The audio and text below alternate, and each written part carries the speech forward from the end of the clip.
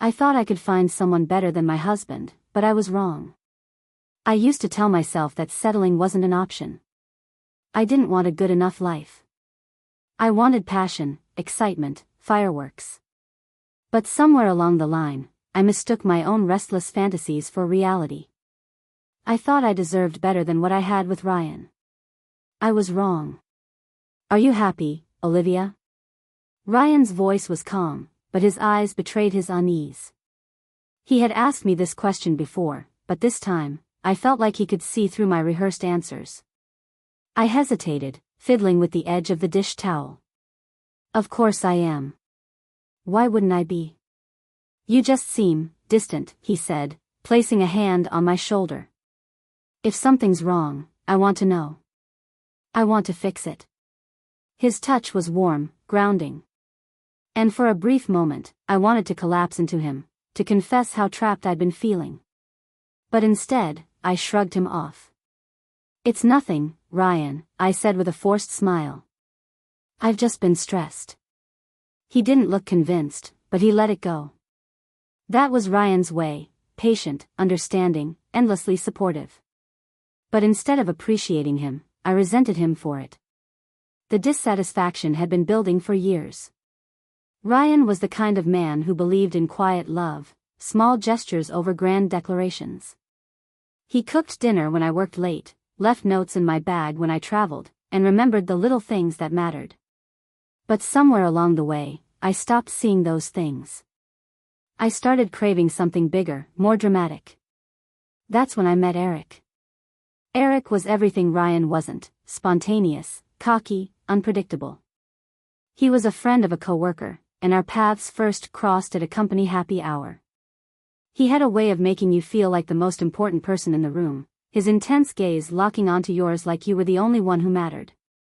So, Olivia, he said, leaning closer as the noise of the bar swirled around us. What does someone like you do for fun? The way he said, someone like you, sent a shiver down my spine. I don't know, I replied, laughing nervously. What does that even mean?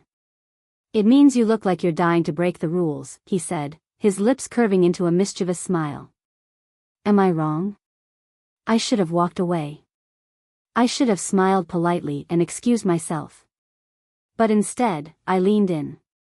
The text started innocently enough, jokes about work, casual banter about our favorite TV shows. But soon, they became something else. Thinking about you, he wrote late one night. I stared at the message, my heart pounding. I should have ignored it. But instead, I replied. Thinking about you too. It wasn't long before the affair began. Eric was thrilling, intoxicating. He made me feel alive in a way I hadn't in years. With him, there were no routines, no predictability. Every moment felt like a whirlwind, and I was swept away. You deserve to be happy, Olivia, he whispered one night as we lay tangled in a hotel bed.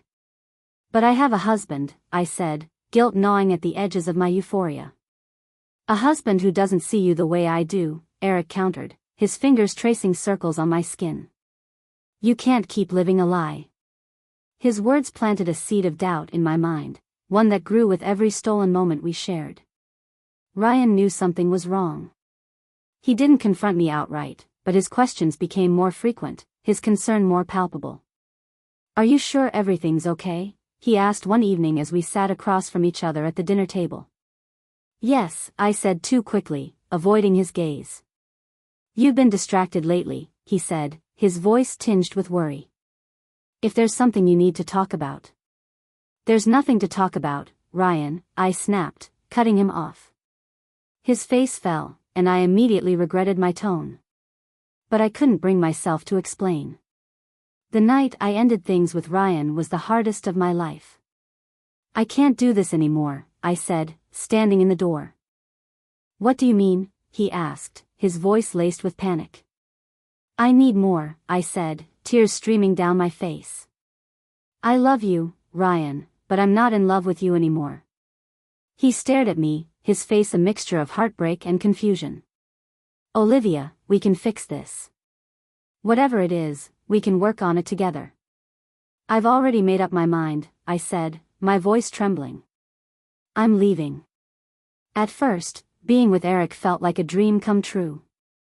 We traveled together, stayed out late, and indulged in every fantasy I had once thought impossible. But it didn't take long for the cracks to show. Eric's charm, so intoxicating at first, began to feel hollow. He was unreliable, disappearing for days without explanation. He dismissed my concerns with a smirk, brushing off my worries as overthinking. You're being dramatic, he said one night after canceling dinner plans for the third time that week. I left my husband for you, I said, my voice shaking. The least you could do is show up. Maybe that was your mistake, he said coldly.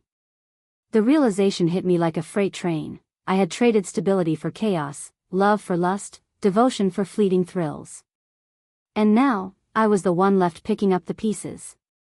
One night, I found myself driving past my old house. The porch light was on, and through the window, I saw Ryan sitting on the couch, a book in his hands.